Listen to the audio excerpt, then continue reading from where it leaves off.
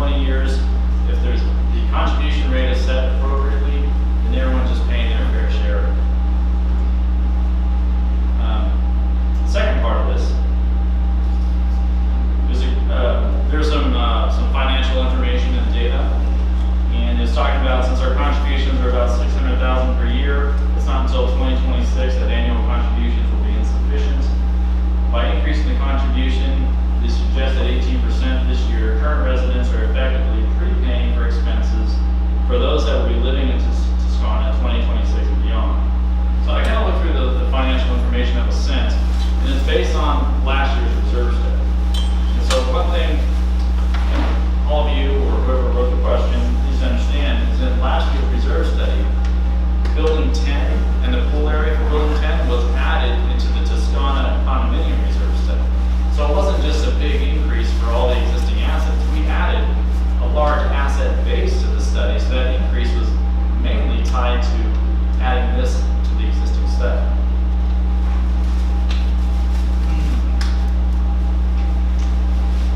So you also got to think about it this way. That big increase also comes with an increased pool of owners.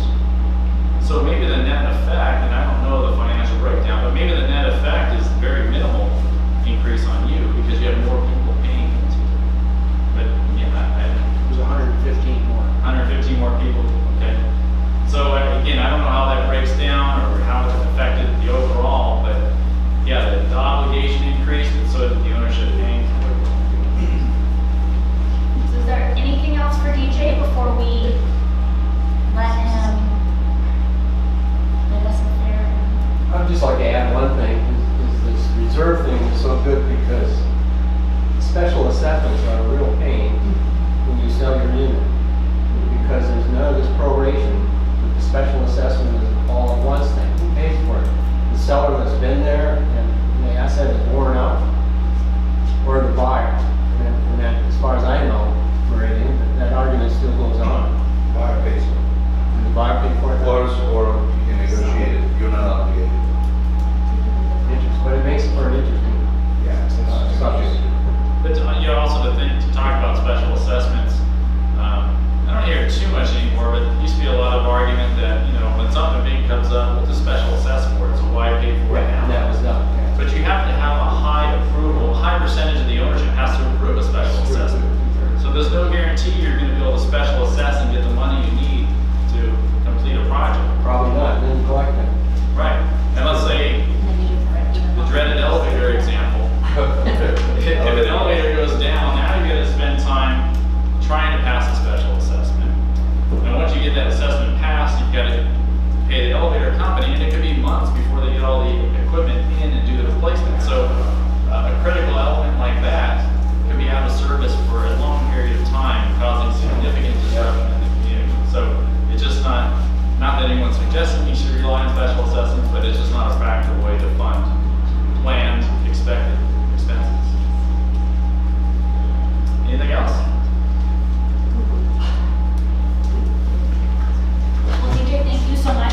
Mark, before you turn that off, let's answer these couple reserve questions. And then So, I wanted to go over a couple numbers with you.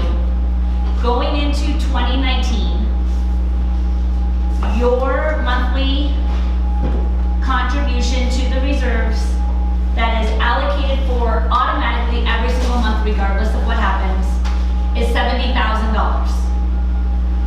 Along with the end of the year surplus that we know we're going to have, along with the fact that every single time a homeowner closes and sells their home, we have an additional amount of money that's contributed. And we're anticipating just over $5,000 a month in closings on that. So we're estimating about $75,000 a month to be contributed to the reserves going forward into 2019. So it's a year, not a month, right? That's a month. For the year, 75,000 a month. Oh. For the year, the budgeted contribution is $840,000, along with the $26,000 that we're budgeting for the community, the reserve contribution that we asked for, along with the reserve fund fee we transferred plus another $52,000 is what we're anticipating going into the reserves for your 2019 expenses. That's right around the 23% mark of what's being collected. So 23% of what we're collecting from you guys is going to the capital improvements of Toscana. The rest is going to be day-to-day operating within Toscana. So will we still be at that 53%? Well, we're hoping to be better because we know we're gonna have a transfer to reserves at the end of the year based on our, based on the fact that we have the surplus that we wanna move over. We're also anticipating the fact that we're gonna get a little bit higher of a percentage with removing some of these components that we know are being removed. And since this was presented to me, DJ and I have had communications about some of the projects that have been done that might help this number a little bit too. Now, like he said, components don't change it drastically, but we'll be somewhere between this 53 to probably 55% mark, which, like we've talked about in finance committee meetings and at board meetings, is actually a really good funding level because we're at that funding level because Toscana is taking care of things. This is not we're at 55% and we've been deferring maintenance for 5 or 10 years. We've been taking care of things as necessary. In response to Pat's question, the money is held in a number of mutual funds and CDs, all of which the board reviews at every one of their board meetings. What's sitting in cash is the anticipated expenses that as a board and as a management team, we agreed on in January.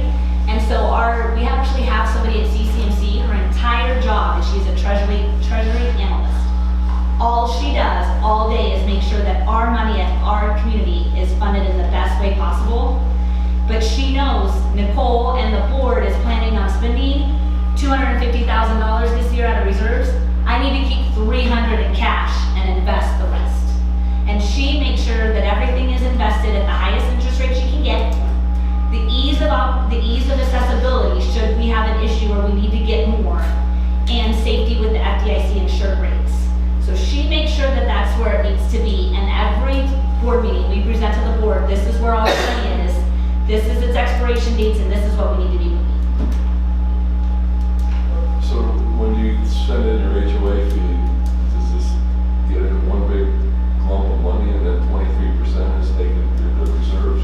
So what we do every year is, or every month, all of your money is brought in, and we accrue for it, and we anticipate it, and then every month, she writes a check to the reserves out of the operating. And it's an actual accounting function, and there's a piece of paper to show it being done every single month. And it shows up on the financials every month. If you look at the financials, you'll see we indicated in the income line item as a negative number, because even though we brought the money in, we took the money out.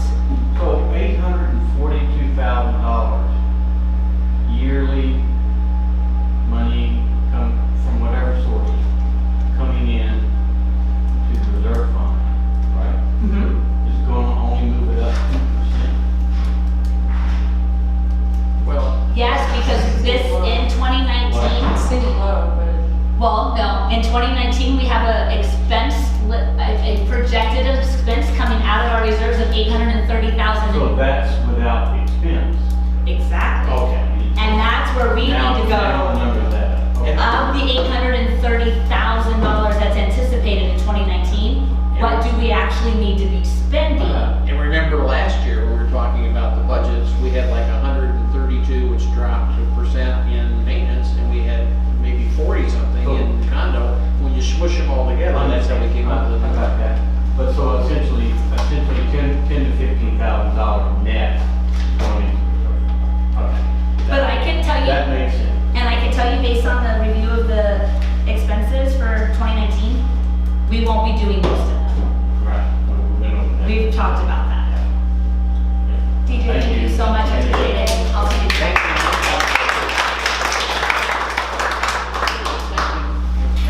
Either way. Thank you. Walk up the aisle.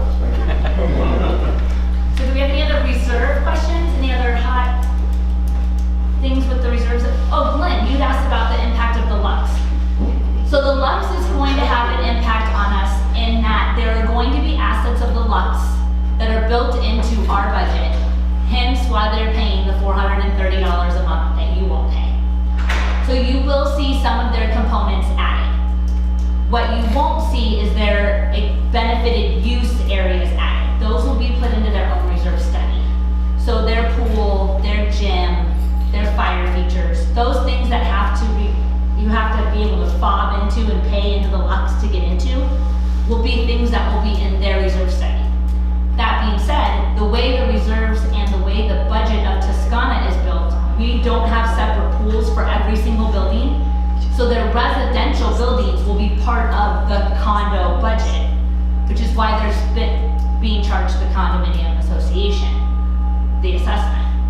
And so you will see those components added into our reserve study, and we will start collecting from those the minute they start collecting assessments, and every single one of them will pay that reserve contribution when they buy their condo as well. The only fee they will not be paying as brand new owners is the community enhancement fee.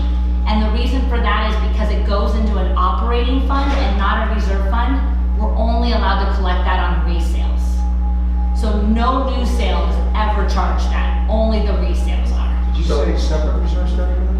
They will have a separate reserve Well, fund for their pool. It's a separate entity, just like the casitas, It's not a right? separate entity, it's a benefited parcel. But don't you have that with the casitas today? Yes, the casitas have their own reserve study as well. Casitas have their own reserve. Yeah. The casitas have a small reserve study that include their roofs, because only they benefit from their roofs. Things, and their, parts of their exterior building that are our maintenance responsibility are in their own reserve. So then they don't pay for our roofs, Excuse me? they don't pay for our roofs, the casitas, like on the big buildings?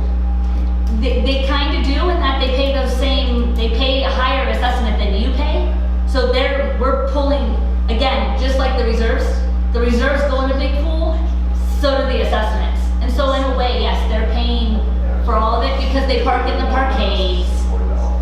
But they pay like almost $30 more a month on their assessment. Yeah, Oh, they only pay, so their total assessment per month is gonna be higher.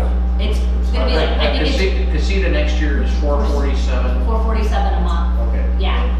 But what about the? I'm sorry, Lux? $456 a month. Oh, okay, that's better. And the Lux is, The Lux is gonna be an additional $400 or plus a month. what is their advantage to paying our fee? There isn't one. Can you start? They can, but They probably won't. I don't know how you market it. So I must. I'm sorry, I can't hear you. Guys, can we have one? What are the components of the Lux that they're paying for? Of the Lux or of Yeah, Toscana? again, the fees that they're paying, the same as us. What are the components? The buildings? Well, the buildings will fall within the maintenance of the Toscana, Okay, but they will be paying for their pools, Yeah. their gym, their benefited use amenity areas. So their common area, components like the elevators, Lights, the hallway air conditioners will be in ours. Yes, And they're paid. but they're paying toward it, correct? How about their elevators? It's gonna be ours. Because Well, they're getting the short end of the stick. No, they're not. No. They are 4 elevators in each building times 6 buildings, No, 2 elevators. 2 elevators, 2 elevators in each building times 6, just like and us. $150,000 for a new elevator? Yeah. It's the same as all the rest of the buildings. It's the same as every other building on Toscana though, it's no different in that aspect. What they're paying for on top of paying to live at Toscana is the fact that they have an area that you guys can't access. That's all it is. So they live at Toscana just like everybody else, but they have a pool that says because I live in building 1A instead of building 1, I get to use that pool. That's what that difference They is. can use our pools, they can use our clubhouses. Yeah, but so We can can walk on their property without touching anything. you can walk through it in the walking paths, you just won't be allowed into the amenities, correct? But it's no different right now than any other building. You can't walk in any other building in Toscana right now without somebody taking you in that building. Explain the logic again, why separate reserve study? Because they're gonna have components that only they pay for, so those components have to be in their own reserve. in order to allocate for it properly, because if we put it in theirs, then you guys would be paying for their pool and their spa I and their gym. understand that, but from the budget standpoint, they're lumped into an overall. No, they're gonna have their own budget as well for those items. They're $430. The line item on our budget is. That's a great name for it. No, It's not gonna be a line, item, it's a separate budget. it's going to be a separate, guys, That's a change. That's, okay, That's contrary to what we heard. I thought- if the casino